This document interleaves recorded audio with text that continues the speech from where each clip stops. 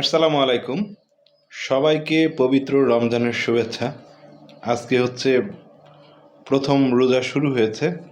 তো গতকাল রাত্রে টঙ্গীর মাজার বস্তিতে যৌথ বাহিনীর অভিযান চলেছে রাতভর। তো সেখানে দেখেন কি অবস্থা। আমরা সেই ভিডিওটি এখন দেখে নিব। ভিডিওটি বেশি বেশি শেয়ার করবেন, আর নতুন হলে চ্যানেলটি সাবস্ক্রাইব করতে ভুলবেন না। তাহলে আমরা ভিডিওটি দেখে নিই।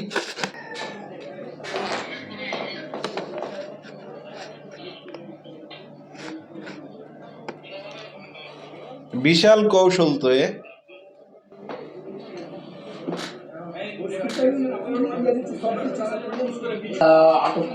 আটক করে নিয়ে আসছে। মুখে মুখে মুখে মুখে কাপড় লাগিয়ে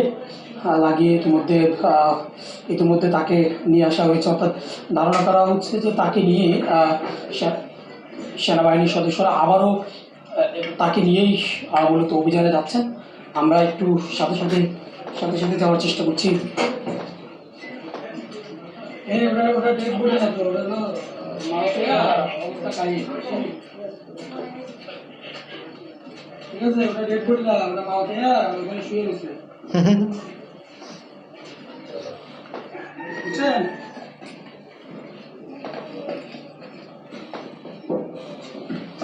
ইতিমধ্যে একজনকে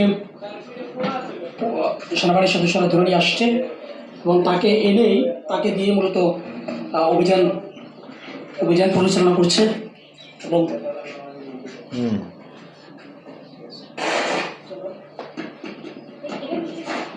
যেহেতু এখানে অনেকগুলো গোপন রাস্তা রয়েছে এবং অনেকগুলো বের হওয়ার রাস্তা এবং নিচের দিকে যাওয়ারও রাস্তা, এবং কোন দিক দিয়ে যে কোনটা বের হওয়ার রাস্তা সেটি একেবারে বলা যায় যে অনেক সময় বোঝা যাচ্ছে না, যার জন্য ইতিমধ্যে একজনকে তারা মাথায় কাপড় বেঁধে, লাল কাপড় বেঁধে একজনকে যাকে ইতিমধ্যে আটক করেছেন তাকে নিয়ে এসেই সেনাবাহিনী আবারও অভিযান চালাচ্ছেন যে এখানকার আসলে বের হয়ে যাওয়ার রাস্তা এবং কোথায় মাদক লুকানো আছে, কোথায় দেশীয় অস্ত্র আছে, এটি বের করার চেষ্টা করছেন। এবং যার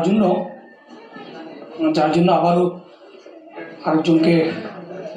আরেকজনকে নিয়ে এসেছেন এবং আমরা দেখতে পাচ্ছি যে তাকে নিয়ে আরেকটি জায়গায় অভিযানে যাচ্ছেন।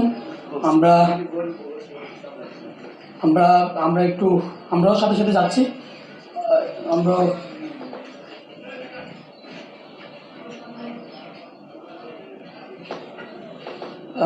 দেখতে পাচ্ছেন যে বিষয়টি দেখতে পাচ্ছেন। আমরা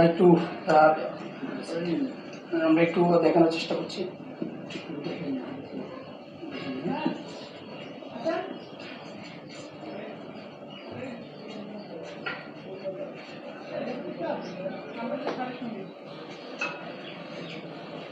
এবং ইতিমধ্যে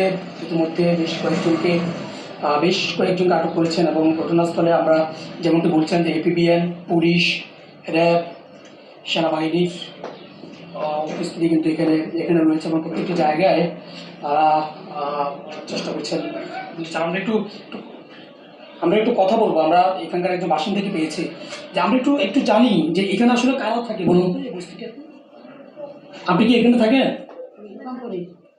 এখানে আসলে এই যে মাদক, এখানে আমরা ভিতরে ঢুকে দেখলাম যে অনেকগুলো মাদকের সরঞ্জামাদি রয়েছে বা দেশীয় অস্ত্র কিন্তু সেনাবাহিনীর সদস্যরা উদ্ধার করেছে। আপনি কি জানেন এখানে আসলে হয়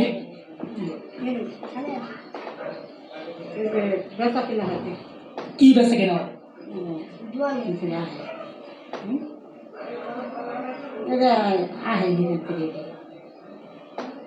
এখানে বেশিরভাগ কারা থাকে? এখানে যারা থাকে তারা কারা?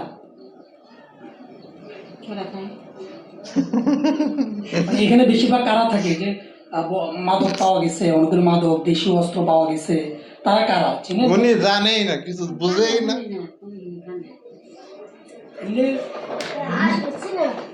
মানে অবৈধ কাজ হয় এখানে।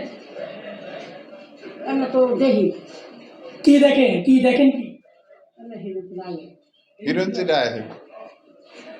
তেমনি বলছিলেন যে এখানে আসলে হিরুনসিরা আসে এবং এখানকার স্থানীয় তারাও স্বীকার করছেন যে বস্তিটিতে মূলত মাদকের যে সয়লাভ সেটি কিন্তু এখানে রয়েছে। আমরা স্থানীয় কয়েকজনের সাথে কথা বললাম, তারাও বলছেন যে এখানে হিরোইনসি বলতে তারা যাদেরকে বুঝেছেন তাদের এখানে আনাগোনা রয়েছে, এবং দেখতে পাচ্ছেন যে ড্রাগ স্কোয়াড অর্থাৎ নিয়মিত অভিযানে রয়েছেন, এবং আমরা দেখতে পাচ্ছি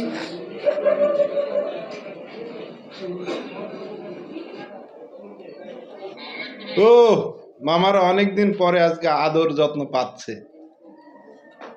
এইভাবে যদি অভিযান চলতে থাকে বাংলাদেশ থেকে সব ধরনের মাদক বিলুপ্ত হতে বাধ্য। আপনি কি একমত আমার সাথে? শুধু কন্টিনিউ অভিযান পরিচালনা করতে হবে।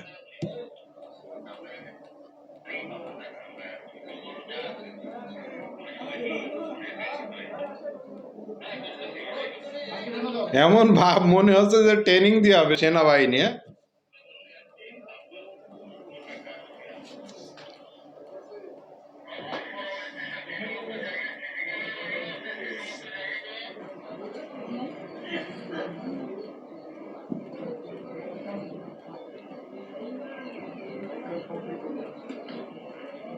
কি একটা অবস্থা ভাবতে পারেন?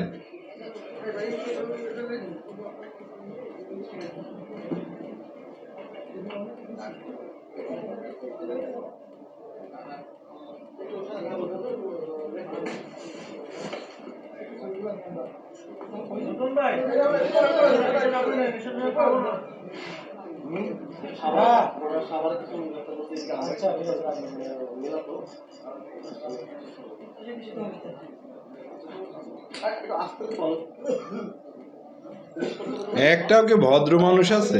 একটা ভদ্র ফ্যামিলির মানুষ কিন্তু এখানে নেই। বস্তিতে যত টুকাই ফুকাই এরাই দেশটাকে মানে যে কোন জায়গায় নিয়ে যাচ্ছে মাদকের বিষয় নিয়ে। কি আশ্চর্য! এত অভিযান হচ্ছে তারপরেও কি মানুষের মনে ভয় ডর আছে কিছু?